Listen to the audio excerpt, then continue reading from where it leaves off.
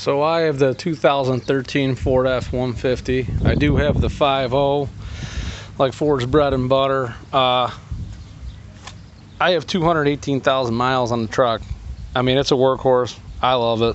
All trucks have their quirks. I'm not a Chevy or Ford guy, but recently, out of nowhere, I had my track control came up along with my ABS and my brake light on the dash. Couldn't figure it out.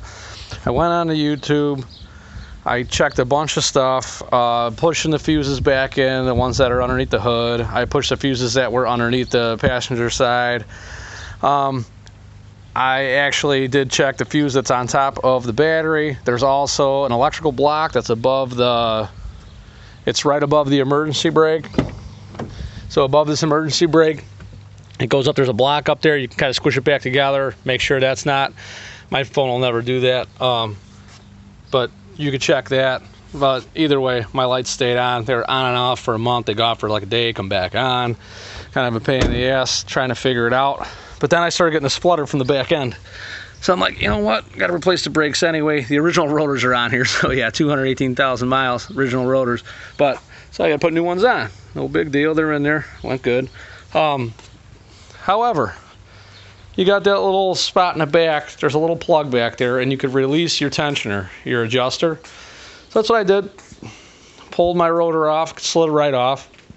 And I'm not kidding you. This is what I was dealing with.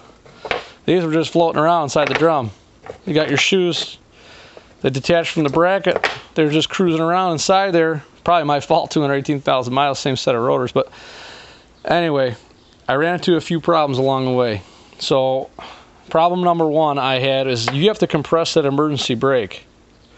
Now, I don't have a spring compressor. I used like 6 zip ties and just zip tied that whole emergency brake cable on the end of it, that whole spring. I compressed it with like 6 zip ties and it worked. So this is where that little bracket comes through. Now that thing should swivel back and forth real easy. So I had to take it out of there, hit it with some PB Blaster, cleaned it all up, got it moving real good, and then I hit it with some white lithium when I was done. No big deal, slid it back in, here you go. All right, here's a problem right here. This spring is a pain in the ass. So I battled this thing. You're never gonna be able to, when it's on there, you're never gonna be able to pull this spring and get it into that hole. It's never gonna happen.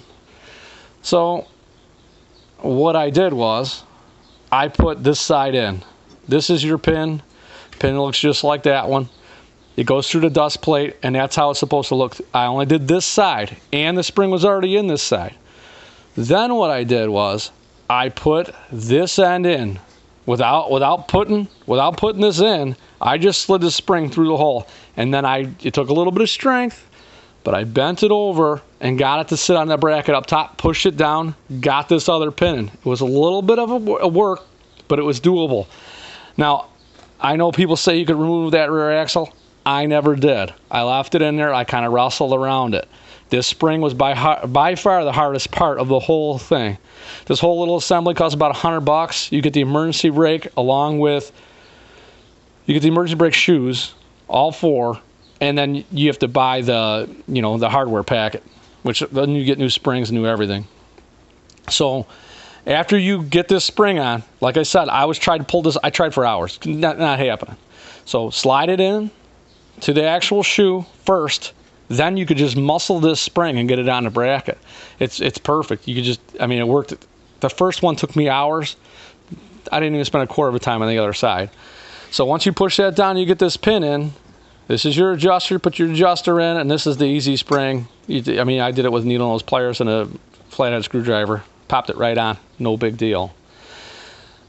So then all you do is when you're done, you put that emergency brake, hook it back onto the bracket at the back, and cut your zip ties, pull the zip ties out, bada boom, bada bing, you're good. Now, the other problem I had, these pins. Now, when I came to the brakes, I wrestled this. You got this one pin that goes on the bottom. It's got this stupid little rubber bushing on there. Well, every time I try to push this bushing into the caliper, it would just ball up on me. It would ball up. and so I couldn't get it in. And I'm trying to push it in with needle nose, little pick tools. Eventually, I just went to Ford, ordered the new ones because that's the only way you can get the stupid bushing. But they were only $10 a piece, so for 20 bucks, I mean, I got everything I needed. I mean, that's the kit that I got. That's the number for it. And that was what I was dealing with inside that stupid thing. I mean, this thing was frozen in there because this was all smashed inside there. So I just got a new one, slid right in. No problem. Now, after I did all this, the traction, I had a vibration from the back end. That's why I was doing the rear brakes. That went away, which I thought it would.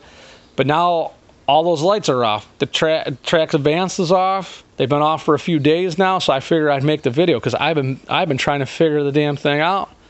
And lo and behold, I mean, it's all good. It's all gone. The lights haven't came back on. I just hope I help people. I mean, I tried a bunch of stuff. I hope this helps everybody. You guys have a good one.